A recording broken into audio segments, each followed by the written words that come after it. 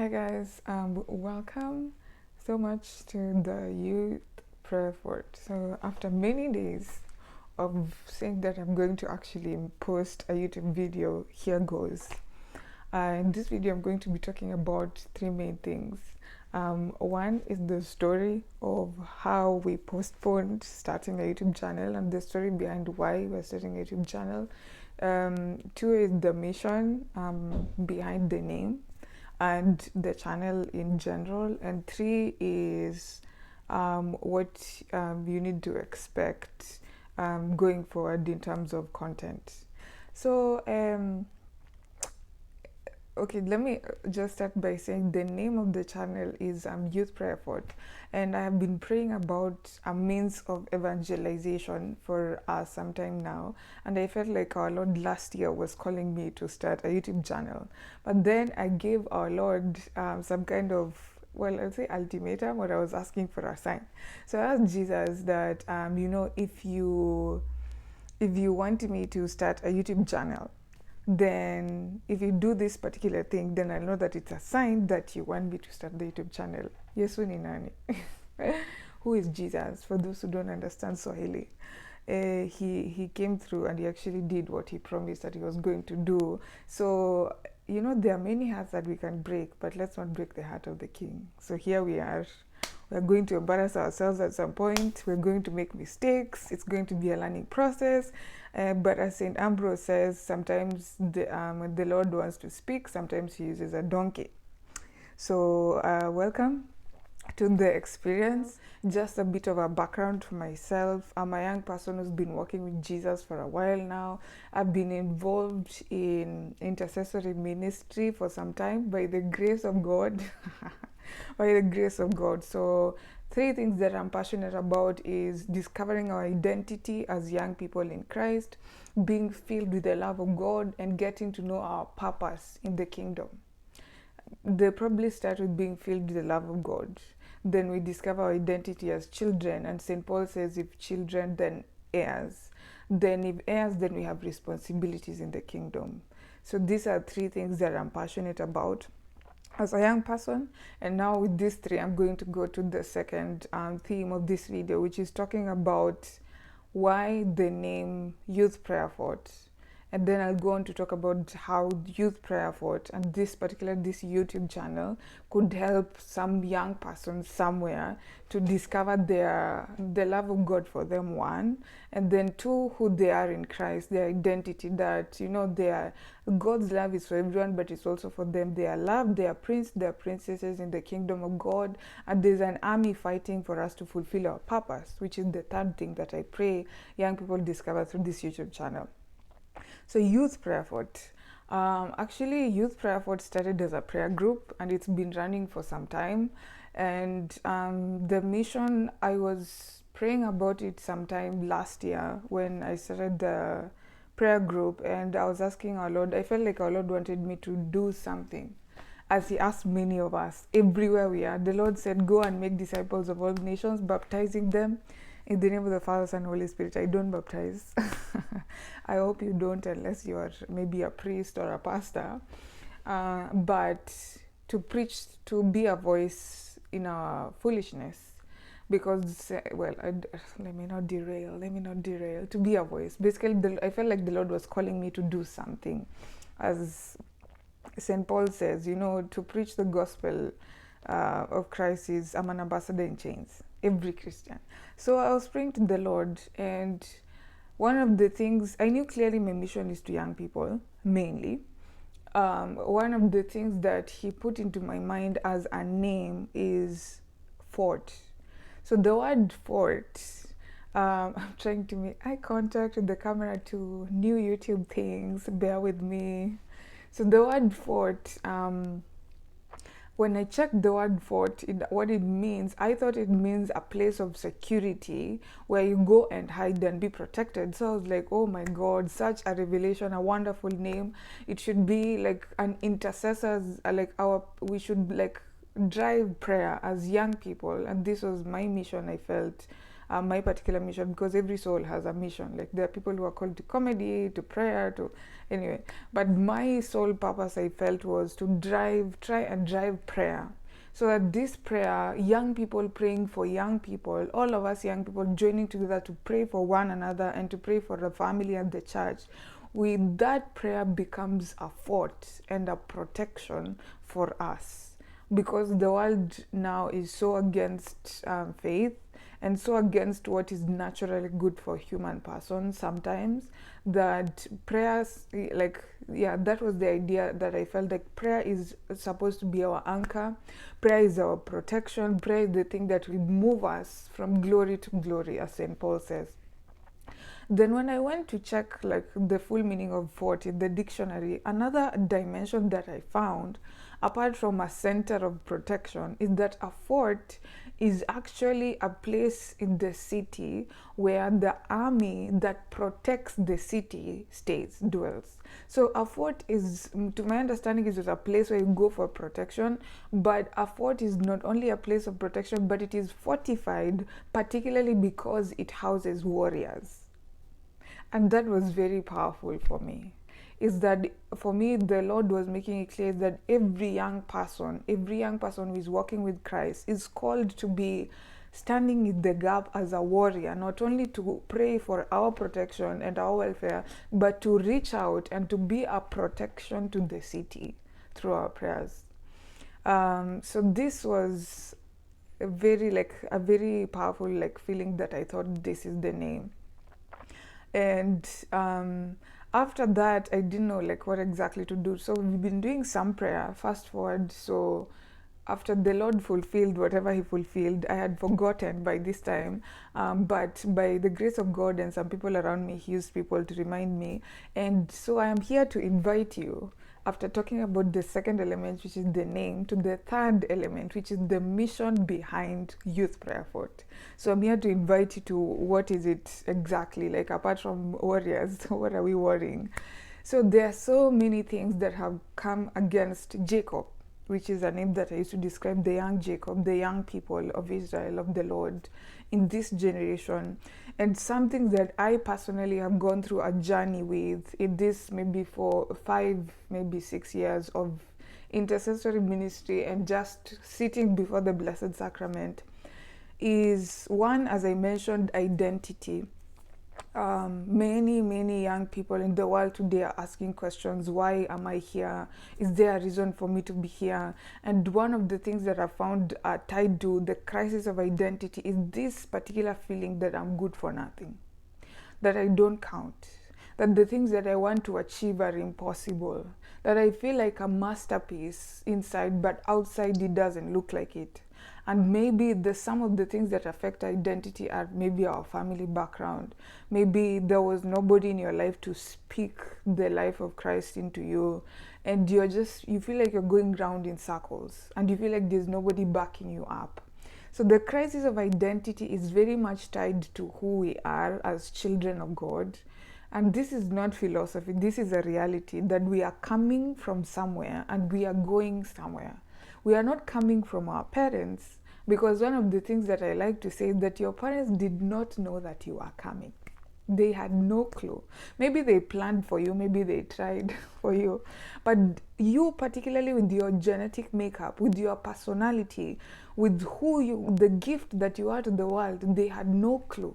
They could have tried to say, let's try for a boy or a girl. That's the maximum they can go. Your intelligence, your personality, your grace that you're supposed to give to the world, your quirks and weaknesses. Maybe they can guess, because they look at the generations and they see here, we have a problem of cockiness, or maybe, I don't know, some other personality traits. We are creative. Every child is different.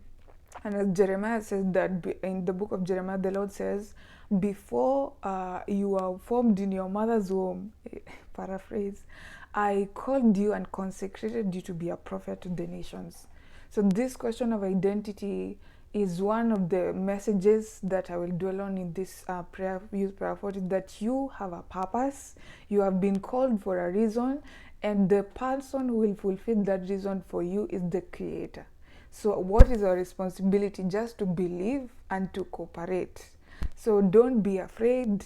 Don't think that there's nobody working for you. But anyway, now I'm just going like high level. So I'm going to move to the second point. So the first point that I've seen is identity, like in my personal journey, and also other young people that I'm working with.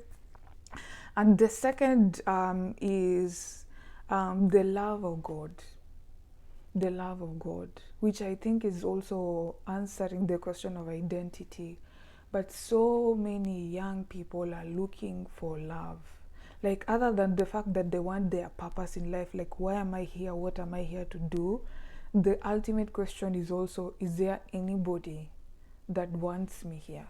Is there anybody that loves me the way I am? Is there anybody that dreams and thinks of me 24 hours a day? You know, Hollywood has tried to run with it, but it doesn't satisfy. Is there anyone who can love me with my sinfulness? And I am here to say there is a man called Christ Jesus. There is a man. Love is a person. Love is a person, and he exists for you and for me. He exists to love. He is love. He has said to many saints before that he would sometimes want to reject like humankind sometimes, or to maybe stop showing mercy, but he cannot go against himself. He cannot go against himself. And this is something that St. Paul also said, that even though we are faithless, he is always faithful. Yes, there is someone who loves us, loves you, loves me the way we are. There is a man who gave his life on the cross for us. And the beauty of it is that I will talk about the incarnation and how for me it's such a wonder. But just maybe if I can mention anything, he had no business coming down to this earth except for love. There's someone who said that, I'm trying to remember that quote. I forget, but like the one thing that drew Jesus to the earth is that he was in love. He gave up everything because of one foolish reason. He was in love with people, and the tragedy is that most of us don't know. We have no clue. And it's a learning process. Even I am learning. And the saints said that if we actually knew how much God loves us, we would never be able to, like, we would not stand. We could die of love. So it's, Jesus loves you, and it's a real thing. It's something that is tangible. It's not philosophy. It's not an idea. It's more real than the love of your friend, the love of your father on earth, the love of your mom, the love of your spouse. More real than your imagination and mine. Yeah, so let me keep it light. So yeah, like, I think the third thing that I was supposed to talk about was, well, identity, love of God, purpose. So the third thing that I was supposed to talk about. So what I have found in my journey is that once you get your identity, or figure it, like, the Lord gives you maybe some percentage that you can work with. None of us is at 100. Secondly, you are filled with the love of God. The third automatic step is mission. Is that all people who have received the love of God, trying to keep eye contact, who have received the love of God and have found their identity, they discover, St. Paul says, that we are princes and we are heirs to a kingdom. And if you are an heir, you have responsibility. And the purpose, the third thing is purpose. So in this channel, I'm going to try through scripture. Like, the basis for me is scripture, prayer, and the saints. Mostly through scripture, prayer, and the saints, and the tradition of the church. And when I say the tradition of the church, I also follow some Protestant pastors who have great wisdom, but I'm very Catholic. So once we identify, like, the purpose, I hope in this channel I'm going to speak into, like, maybe tips, or even invite people into tips of how we can find our purpose. And one of the things that I can say simply, every person's purpose is tied to service. So it has to be something that you have to serve, a gift that we have to give. But to others for the betterment of the world. But the other thing that I would like to say, it may not be in extraordinary ways. Usually it is an invitation, as Saint Josemaria said, to do ordinary things with extraordinary love. So yeah, those are the three main things that we are going to be talking about in this channel. Identity, the love of God, which changes everything, and then purpose. In all these things, I would also like to close by saying that one of the things that I'll also be talking about is the struggle of, as a young person, living a Christian life. Maybe as you listen to this message, you might think that, all of us are struggling with sin. So the other assurance that I'd speak on is divine mercy. Divine mercy is more powerful than our weakness, more powerful than our pitfalls, more powerful than our past. Every saint is a child of God who gave up their past for the merit of the blood of Jesus, and they were lifted beyond imagination.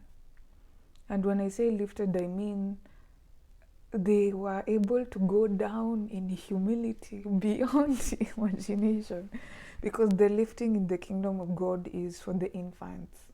And humility doesn't make sense unless the purpose is clear. And unless we know why we're giving up things, it doesn't make sense. But if we know that, as St. Paul says, that the sacrifices and the persecutions that we go through are nothing compared to the glory that is to come, I want to speak into that vision, like to motivate, to chocha you, the Swahili speakers, kuwachocha, to motivate us as young people to look forward to heavenly things, to the beauty that is real. St. Paul says that, St. Paul must be around here today.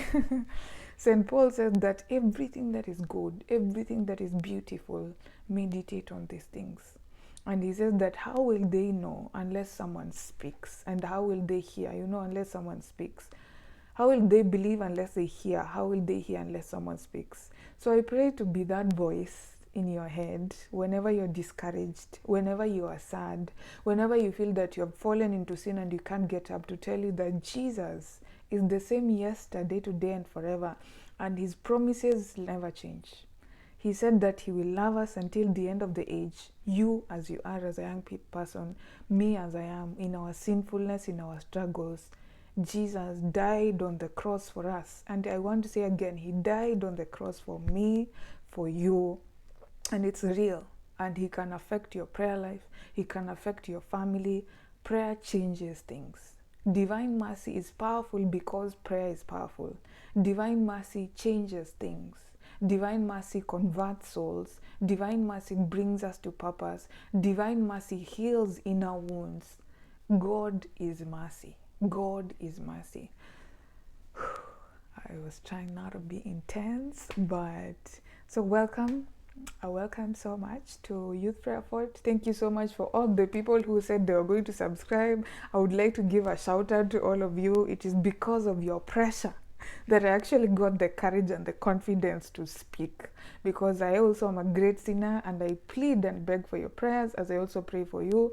And one more thing that I would like to say as I close off is that you as a young person or as a person watching this video are so powerful in the kingdom of God. And one of the lies that the devil lies to us is that our prayers are not meaningful. If you pray, you are the mustard seed that will move mountains. So that is also one of the focuses of this channel, tied to identity, purpose, and the love of God, is that the source of all these things is communion and prayer. So it's just an encouragement for you wherever you are. If the Lord inspires you to say a Hail Mary, a rosary, for the church, for your family, keep praying, keep struggling. Don't give in to the struggle. The struggle that you're fighting now has a lot of merit to the church and to your family and to us, the body of Christ. The struggle that I'm going through has a lot of merit because we are a communion of saints. So your struggle matters to the Pope. Your struggle matters to the Pentecostals. Your struggle matters to the Hindus, to the Muslims. All of us are children of God, connected through prayer. So keep praying, keep struggling, don't give up. And yeah, we are in this together. That mbinguni lazima tufike, by the way. We have to get to heaven by force, by fire, and by divine mercy. We have to get to heaven. So that's the agenda. I hope in all these words that I've spoken, it's clear what is a bit clear, like you've gotten the spirit of the mission behind Youth Prayer Fort. And I invite you to subscribe. I invite you to pray for me as I start this journey, that I may speak according to the will of God. And I hope to inspire you, and to inspire us, like you, and also to you, because you also can inspire someone else, for us to inspire each other to keep on taking up our cross and following Jesus and doing the little that we can for the kingdom. So welcome to Youth Prayer Fort. Yeah, let's walk.